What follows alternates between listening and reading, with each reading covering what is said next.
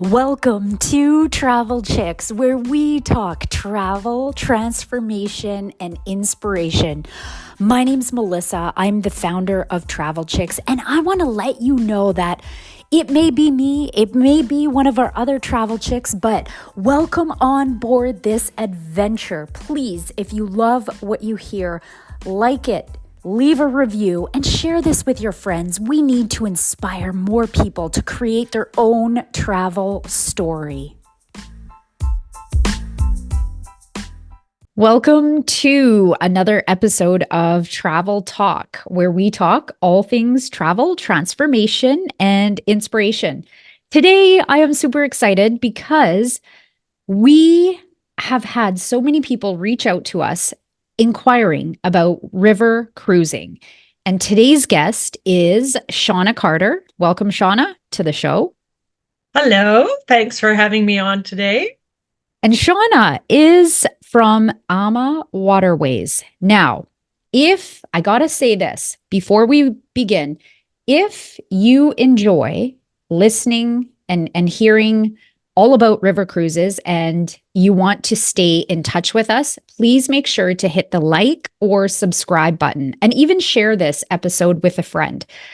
So today we are going to discuss all things AMA Waterways. And a lot of the people who we have had reaching out to us, you know, Shauna, they are first-time river cruises. First-time river cruisers, I should say. And so I am sure you have a lot of information and insight that you can share kind of related to this person who is thinking about, why should I go on a river cruise? Like, why is river cruising so popular?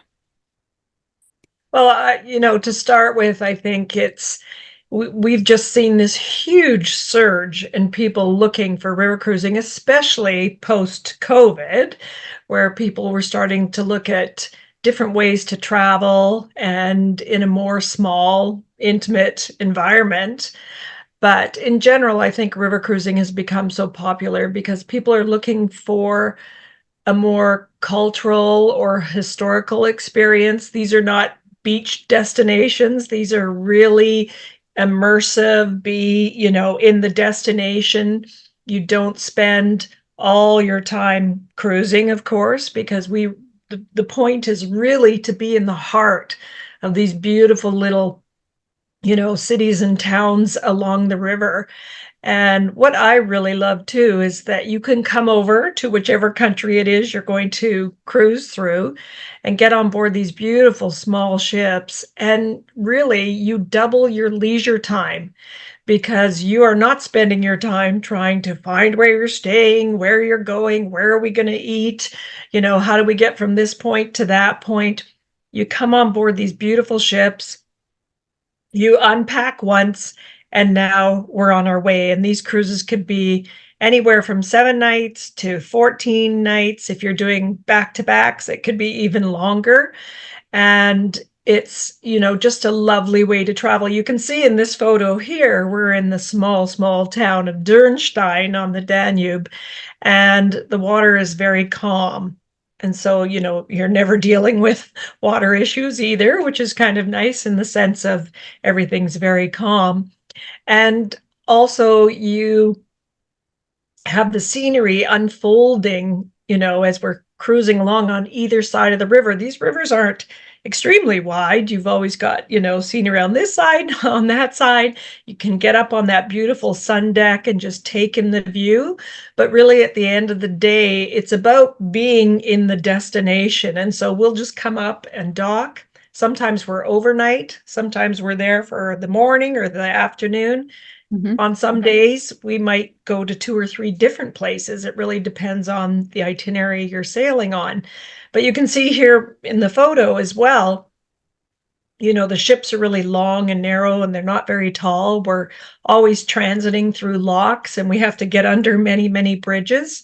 So the ships can only be so big. So really at the end of the day, you're looking at 140, 160, is the average capacity on board these ships for us anyway.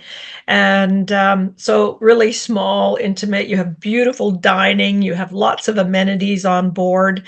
And as I say, come on board, unpack once, and then everything is really looked after for you. You know, you're dining, you have lovely wines and drinks to choose from, beautiful tours that are included every day.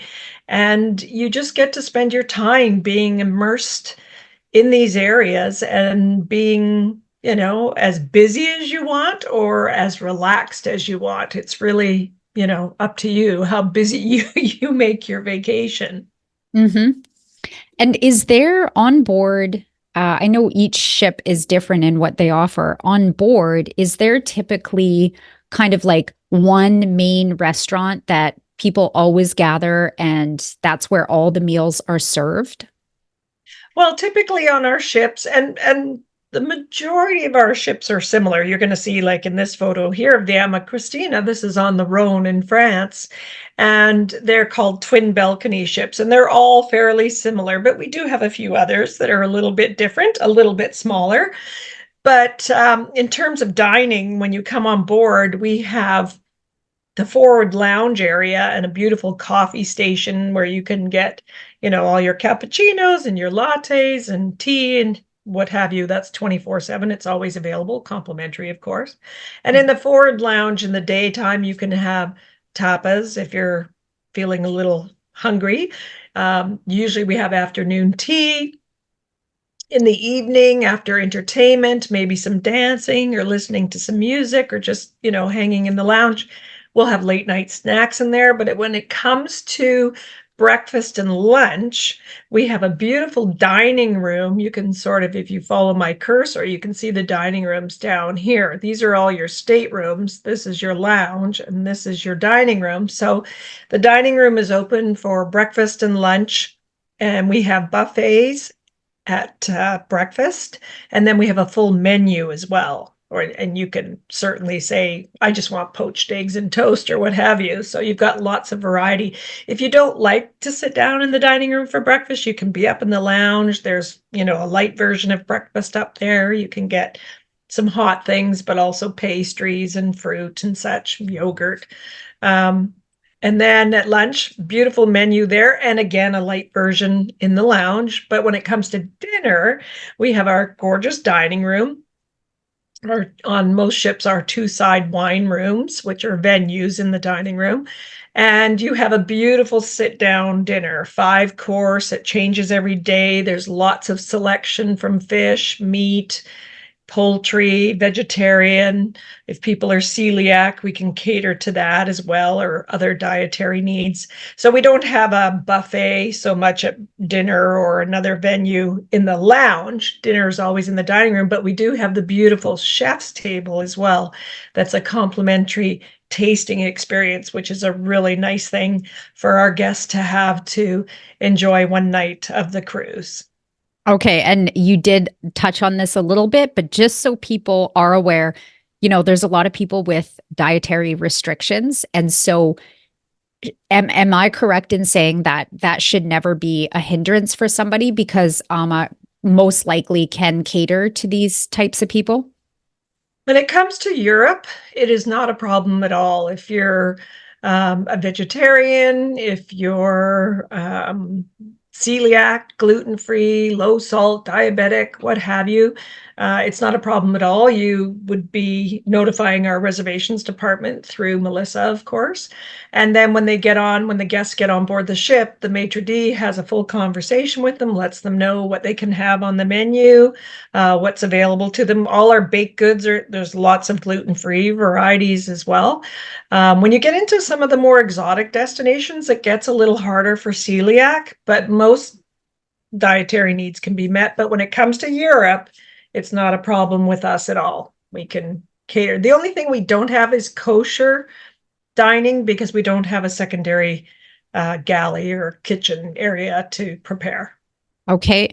And another question that just came in was when it comes to being on board the ship, most everything is included already in the price. But what are some things that people can expect to actually pay money for, or, as far as the onboard ship credits and stuff like that. So what would somebody pay for while they're on board? So when it comes to AMA Waterways, we include all your dining, of course. So we don't charge for our chef's table, which some companies may charge for alternative dining. All your coffee, tea, everything I talked about earlier. At breakfast and lunch, breakfast we have sparkling wine available because a lot of people like to start their day with a mimosa. When it comes to lunch, we serve beer, wine, and soft drinks, unlimited. It's complimentary. In the evening for dinner, it's the same beer, wine, and soft drinks. And the nice thing with AMA Waterways is at lunch and dinner, we change our wines every day. So you're always having these beautiful reds, whites. You're traveling in some of the oldest wine regions in the world. You get to try a really great variety of wines, all the different varietals. And then we also, every day before dinner, we have a sip and sail party for an hour before dinner. Come in the lounge, have a drink of your choice. There's always a drink of the day as well, and it's complimentary for the hour. And so you can have drinks there. And we always have a welcome party, a goodbye party, a past guest party, things like that too. And if we have solo guests traveling, we try to bring them together too, so they can meet one another. So that's all included in terms of drinks. And then we do not include gratuities. We leave that at the discretion of the guest. And of course, we can give guidelines. And if you do have shipboard credits, which is kind of like cash on your account from a promotion or from whatever it might be, you can use those for gratuities. They're just like cash on board the ship. Okay. One thing you should know, though, as well, is on all river ships, the currency on board is euros. So you're in Europe, on the Europe itineraries anyway, you're in euros. We have massage and hair, which is not standard, but all our ships do. And of course, you would pay for that, any kind of spa services. And then all our tours are included, which is really nice because we have many choices throughout the day. And every time we go somewhere new, we have another tour. So we're always offering things, the biking and hiking as well. It's all included. So there are no optional tours. Some of the river lines, you get a tour per day, but if you want the optionals, you have to pay for them. So that can add up to hundreds and hundreds and hundreds of dollars. So that's nice. That's all included. And yeah. So, or of course, if you go in the boutique and buy something, then you're going to pay for that. But you don't pay for Wi-Fi either. We include Wi-Fi and, our movies and everything that's on the TV and such. That's all included as well. Okay, perfect. Thank you. Now, the next question I have is, what are some of you have a great slide right here. What are some of the ideas of itineraries that, are more off the beaten track? Because obviously everybody thinks about Europe river cruising, but what's some ideas of off the beaten track, more exotic with AMA Waterways?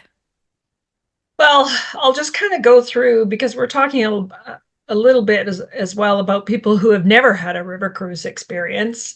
I know some of your clients out there and the folks you talk to may have taken a river cruise already, but typically people will start in Europe because that's where most people align river cruising is in Europe. But as you can see from this slide, yes, Europe's a huge destination for us, but we're also in Africa, we're in Asia on the Mekong, we're on the Nile in Egypt, and we're very soon going to be over in South America and Colombia, the #1 destination in South America right now, on the Magdalena River. So there's lots of different choices. Let me just see if I can find the map for you. If we look at the map here, you can see by this map how much of Europe you can travel to by sailing on the rivers, right? And as I said earlier, you've got 7 nights, some 10, 11, some 14, but it's very easy to put voyages back to back. In terms of what's the most popular or what's very different with river, for most popular, for first-time river cruisers, I would always suggest the Danube River. Here, look at this beautiful picture of Budapest, where the Danube comes into this amazing, lots of capital cities, right? Because the cities were always built right along the river. And, the Danube, you sail in and the city's divided by two, with one side being Buda and the other side being Pest. But it's such, when people think of river cruising, this is exactly what they're thinking of, is these beautiful cities and towns, like when I spoke about Dürnstein earlier, along the river, and being able to come right into the heart of these areas, and you're seeing castles and vineyards and little towns and villages, and you can see the Danube is actually the longest river in Europe, broken up into two. So there's the upper Danube and the lower Danube, lots of different things to see and do. The other itinerary I would suggest for first-time river cruisers is the Rhine. And again, that comes back to what people have, what expectations they have for what they're going to see with the beautiful castles. And again, you're always going to see vineyards.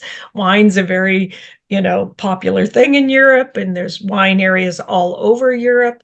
So again, these are 7-night, 10-night, 11-night. You've got the Moselle in there as well.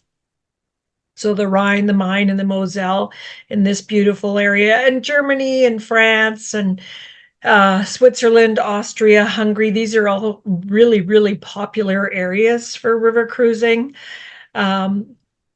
France as well. I would always sort of start with the Rhine or Danube, just because it's going to give you that most typical experience. But then when you come over to France, if people are really interested in the history of Normandy and the beaches of Normandy, of course, you can go up on the Seine, up in the north of France.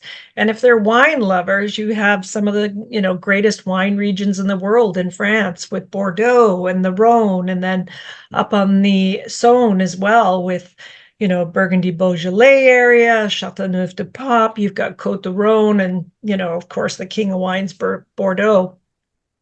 So these are all 7-night cruises as well. So lots of different choices when it comes to Rhine, Main, Danube, France. We also have Portugal, but that would not be, I love Portugal. It's fantastic, but I don't know if I would say that would be what I would recommend for the first-time cruiser.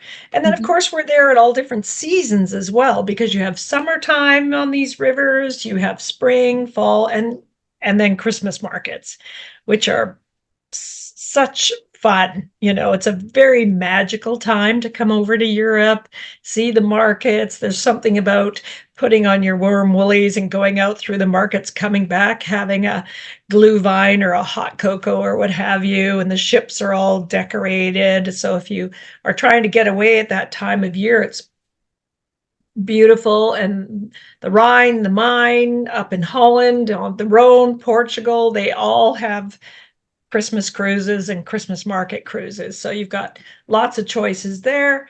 And then, of course, celebration of wine. Every cruise is a wine cruise because we're in these great wine regions, right? But we also have these specific wine cruises that have hosts on board. Typically, they're going to be vintners from wineries across Canada, the United States. They might be vintners, owners, wine educators, sommeliers, it varies. And they're going to share their knowledge, their wine with you on top of what we're already having. And then we're sailing in these beautiful regions. So those are designated wine cruises because they actually have wine hosts on board. And it doesn't cost any more. It's just something different that we offer.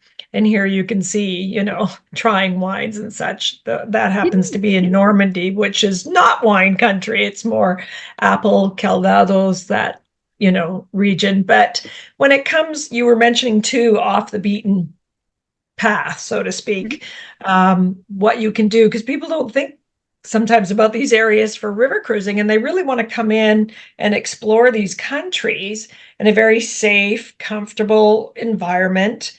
Again, still nice small ships. These ships are actually even smaller than our Europe ships. And you get to come into places you wouldn't normally necessarily get to by land, if you were taking a tour or driving or what have you. And some of these places, of course, you don't want to drive.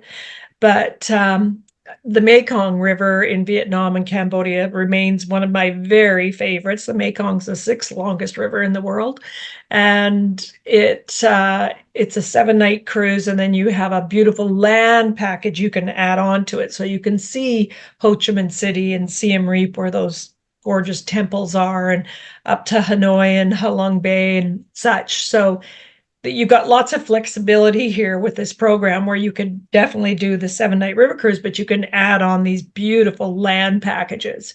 And then we move over to the Nile, which is the longest river in the world, and history galore. I mean, this is an amazing journey.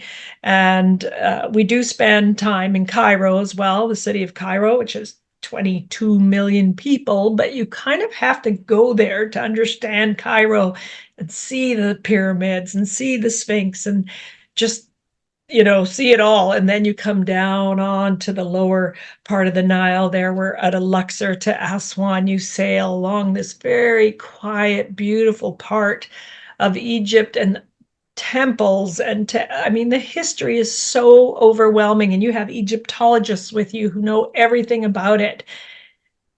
It's just an amazing, amazing country, and everything is taken care of for you. So again, that comes back to what I was saying about coming into these countries and not trying to figure out where to go and what to do and what's safe and what's not and all of that, and be very comfortable and have lovely dining. And wine's a little different in Egypt because the majority of the people in the country are Muslim and they don't drink. So they're taxed very heavy on wine. It's not a big thing there in Egypt, but you can still get wine and everything in the hotels and on the ship. And wonderful, amazing food, but not so much like North American. It's just their style of cooking. And when I always say to people, when you go into these countries, eat the way those people eat, because they make the most beautiful food. Don't try and always have a hamburger or a pizza or a steak. Eat what they eat. They have wonderful food. And of course, they'll have some North American offers, but I'm like, there's so many beautiful vegetables and meat dishes as well. Meat's big in Egypt, that's for sure. But in the Mekong, you have seafood and Asian food and noodles and beautiful dishes. Lots of North American stuff as well. But I always say, eat what they eat, and you'll really, really enjoy the dining. Then we come over to Africa. And Africa, it's such a big thing to think about, really, in a sense, because there's so many different ways to travel through Africa, South Africa. And our cruise happens to be on the Chobe River, and it's a 4-night safari cruise. You don't move far, but you're immersed right in the Chobe National Park, home to the largest migration of elephants in the world. And you just have this amazing experience where you can see the elephants in the water here, and we go off in little safari boats, and you'll see all different kinds of animals here in Chobe, and lots of giraffes and zebras, and everybody. You can see the animals. All the animals come to the river to drink. So we're there on the river. And then we also have time, of course, in a Jeep to go around the parks and lions, and it's just stunning. Every corner you turn, you're like, oh my gosh. But It would 4 be nights on. such a neat experience to have it from the water looking out onto the land. Yes, that's what makes it so unique, because you can see there's people in safaris because we do that. But when you're on the water and the animals come to you because they're all coming to drink, it's very unique, very different. Watching the elephants go under the water with their little trunks like a snorkel, and and the hippos and so much more. And then of course we have beautiful options for, we go to Victoria Falls for tonight's. We 2 nights. We have Rovos Rail out of Victoria Falls, luxury rail travel down to Johannesburg, time in Johannesburg, time in Cape Town to see, that beautiful part of Africa and the wine country, Franschhoek, Stellenbosch down there as well, Tabletop Mountain, and so much more. Go over to Kruger or the Serengeti, go to Rwanda, go gorilla trekking, go into Lake Manyara, watch the Great Migration. There's so many things going on. So you've got quite a few choices here, and it's a spectacular program. And then our newest, Columbia, of course, coming in January. Finally, we're so excited. And for something completely different as we sail on the Magdalena River from Cartagena to Barranquilla, or reverse 7 nights with options for Medellin, Panama City, and for extra time in Cartagena, and something completely different. Nobody's ever been there offering river cruises, so we're the first to come in, working with the Colombian government and the Colombian Tourist Board. And as I say, this is a hot topic right now for rivers. So really unique and different choices when it comes to river cruising. It's not just Europe. There are many options available. And you, just going back to a couple slides, you had just gotten back from France, a 16-day France river cruise. Tell us, Yeah. tell us about that. What kind of excursions were you able to experience? And I seem to recall you sharing with an audience in the past about clients being able to get off in one city and then pick up the boat in another city. Yeah, that would typically not be where I was this time. But on some of the itineraries, when, say, for example, on the Danube or Rhine, if we're sailing not a great distance, you could actually take a bike and cycle and meet up with the ship later on. It might be 25K, 30K, it depends. So yeah, that's an option if we're moving throughout the day. You wouldn't be gone for very long, of course. But yeah, it's a lot of fun. But I just went over and I did, we have a beautiful 7-night river cruise in Bordeaux, in that region I was talking about in France. And I've done it before, but I wanted to come back. It's been about 8 years. And already in 8 years, the itineraries, the tours have changed a bit, and some things were the same, which is wonderful. And there's lots of new additions in terms of touring. It's a fantastic city to visit. And but before, we have these beautiful pre and post land packages, because you want to see as much as you can while you're over in Europe, stay longer. This is a big trend right now for river cruising, as people are going longer and doing more and more time on board the ship. So whether that's back-to-back cruises with land in between or before and after, they're really trying to see as much as they can. So we have this wonderful program up in the Basque Country of Spain, in Bilbao and San Sebastian, which we did. And of course, everything's taken care of for you. Local guides are with you when we arrive. Our cruise manager is with you the whole time. Then we came down to Bordeaux, sailed for 7 nights in that area, and saw beautiful, wine. I live in the Okanagan. I think I see wine a lot. You go to France, whew, there's nothing like it, right? Because it's just, for as far as the eye can see, these beautiful vineyards and these incredible, huge chateaus, which are mostly wineries. It's really quite spectacular. And then from there, we left the ship and we carried on with a smaller group, and we went through the Loire Valley up towards Paris, Mm. to Amboise, and to see Chateau Chambord. Oh my gosh. So 3 days of doing that. That was spectacular as well. And again, all taken care of. You don't have to think about anything. We just go off with the cruise manager and the tour guides, and it's spectacular. And then we arrived in Paris to fly home. So Wow. yeah, I think that's probably one of AMA's greatest differences, really, is our people, our cruise managers, our tour guides, our crew on board, everybody, our wonderful partners like yourself. We just have we're a family, right? We're a family owned company. They're involved from top to bottom every day. And I think it probably is really one of our greatest differences when you look out there. Our cruise managers, which is nice, as I say, they're on board the ship with the guests, but they do all the pre and post land packages as well.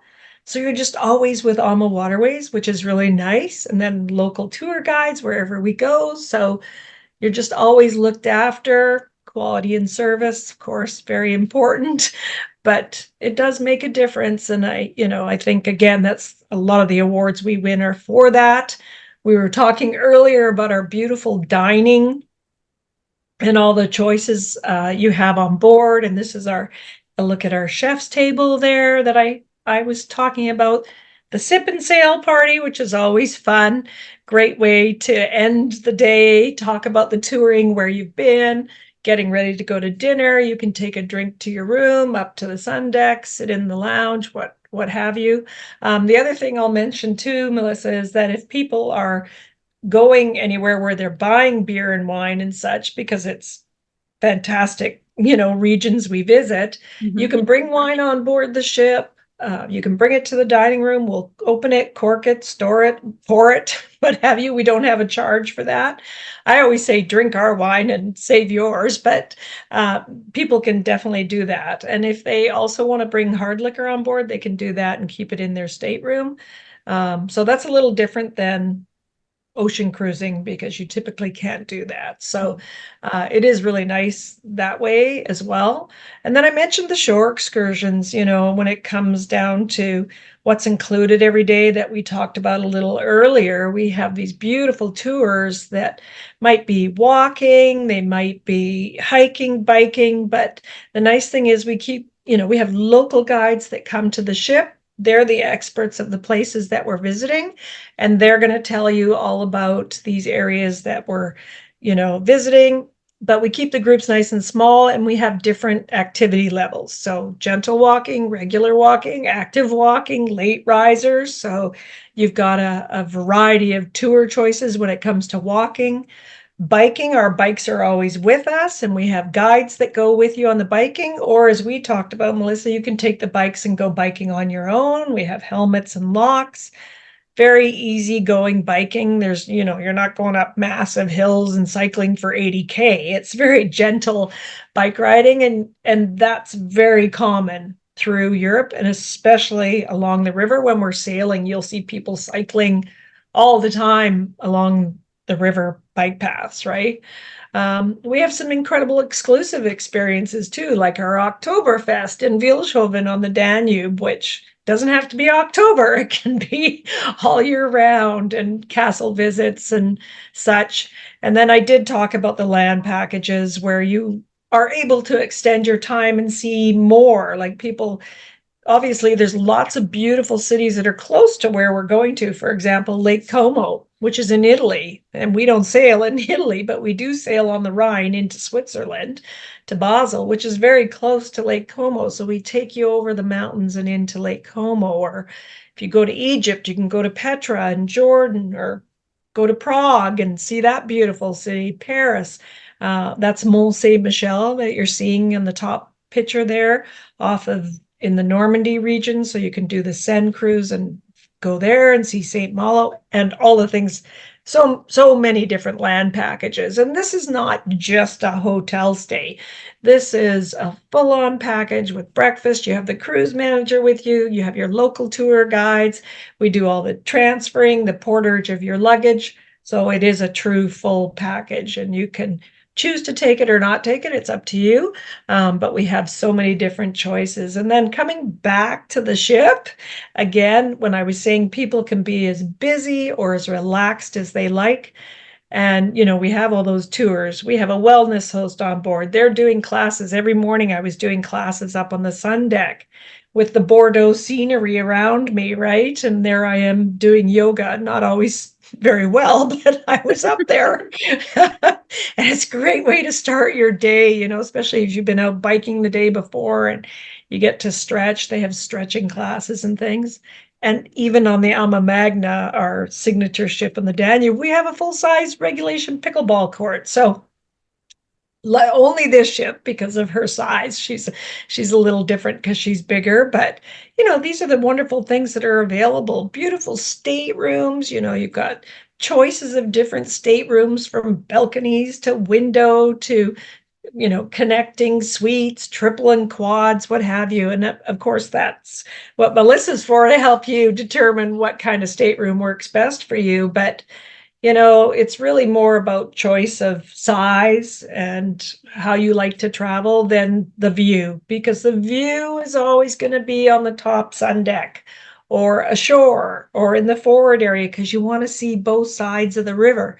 Mhm. So, that's a bigger conversation, but lots of choices when it comes to your beautiful accommodation. So yeah, lots to think about. I think what you have just shared here really paints a picture for that first time cruiser. Like for me, I mean, I actually have never even been on a river cruise yet. And you've just done such a great job at painting the picture of what it really is like and what sets you guys apart from the rest. And the other question that someone had asked was, when it comes to gratuities, what would be an average budget that someone can kind of have in their mind? Well, that really varies based on the length of the cruise, where you are in the world. In terms of Europe, what we typically recommend for the week is €100 for the crew and €25 for the cruise manager. So, but we can give you that, and you can pre-buy your gratuities too. And sometimes we have promotions where we include gratuities. So I Okay. shouldn't say they're not always included, but because sometimes they are in promotions. But if you want to take care of it, you can do it all in advance. And it actually probably works out in your favor because we have such a great exchange rate. Mhm. Because we sell in Canadian dollars and our exchange rate is really good. So that would be one way of taking care, knowing that you've done it and you don't have to worry about it. So I would think about that. In terms of promotions, because I know, Melissa, you and I were talking about this earlier, because river cruising has just been so crazy the last 2 years. It's gone through the roof. And we've had our best year ever in our 22 years of being in business now. And, thanks to our great travel partners like yourself. And people are so curious about river cruising. And as I say, they're even going longer and taking, more than one cruise or longer voyages. So there's always some really incredible promotions. And, what we're seeing is that people are really booking into the future. And Canadians are a little different than Americans. They tend to wait a little while to book. They hold back a little bit. But what happens is the space disappears, and so does the promotion. And so if you are thinking of river cruising, I would really try to do some forward planning and take advantage of these incredible offers. There is still a little bit of space left this year if somebody wants to get away this summer or in the fall. A lot of Christmas is gone already, Christmas markets, but there might be the odd date here and there. And of course, we have all of 25 and all of 26 even Okay. available now for sale. So the more forward planning you can do, the best deal comes out early. As we get closer to departure, the promotions start to go away. They won't get better, they'll just Yeah. go away, as does the space, the inventory. So there's more choice available to you the earlier you book, and of course generally better promotions as well. So we have 24 and 25 with 20% off, all of 26 for early booking discounts. We have 5 to 20% off. We have some incredible air programs you can tie around our cruise or our cruise and land. These are exceptional offers and 15 gateways across Canada. If you want to travel in the summertime, now typically remember this is a little bit hotter over in Europe in the summertime, much like, well, British Columbia and lots of areas in Canada and the United States, but some really great offers there through all 3 years. And then, of course, for Christmas markets, our holiday triple savings, there's some really great opportunities there. I should also mention that anybody who's a solo traveler, or perhaps they're not solo, perhaps they're traveling with a group and they just don't want to share. So thinking about it in terms of that, typically our solo offer is 25% supplement on the lead-in category. Sometimes we have single supplement waived, like in 2024, we have some dates with no supplement, or it might be 10% or 20. We have 4 ships in France that have single staterooms with no supplement. So there's lots of different choices when it comes to solo traveler. And for those guests who truly are traveling on their own, it's a very safe, comfortable way to travel in such a lovely small environment. You always just feel like you're part of the group, and when you're touring and stuff, so you're not around 2,000, 3,000, 4,000. Not that saying that's bad, but it's harder when there's so many people. When it's just a nice small group, you feel like you're more part of what's going on. So lots and lots of great promotions and offers out there right now.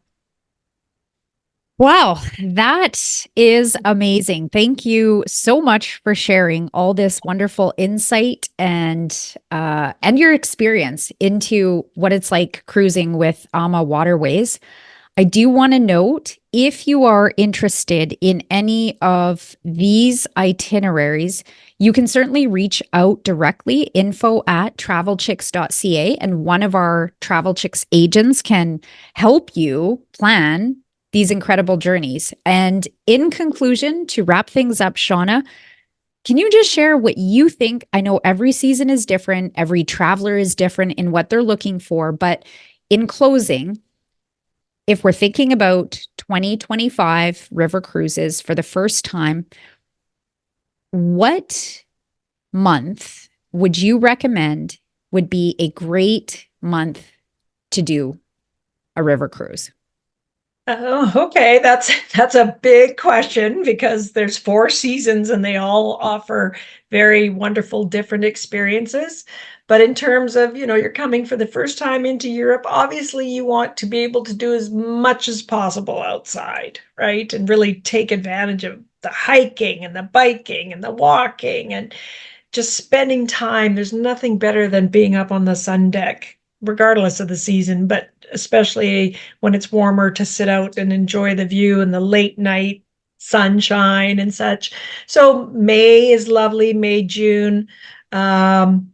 September through till mid-October is really lovely. But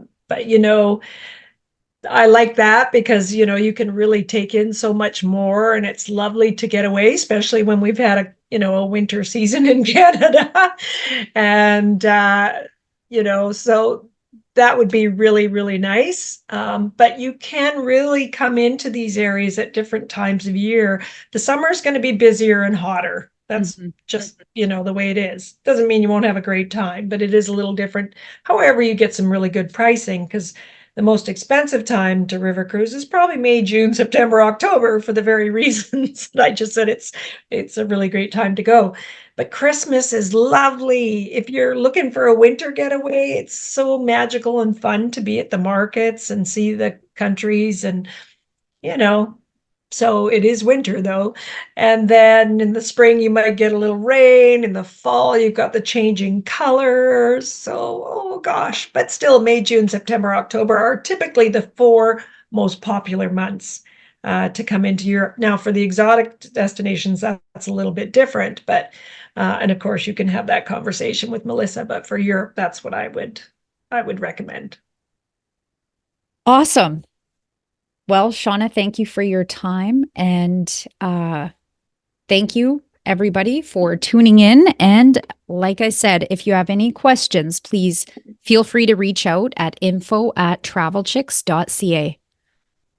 Bye, Thank you, Shauna. everybody.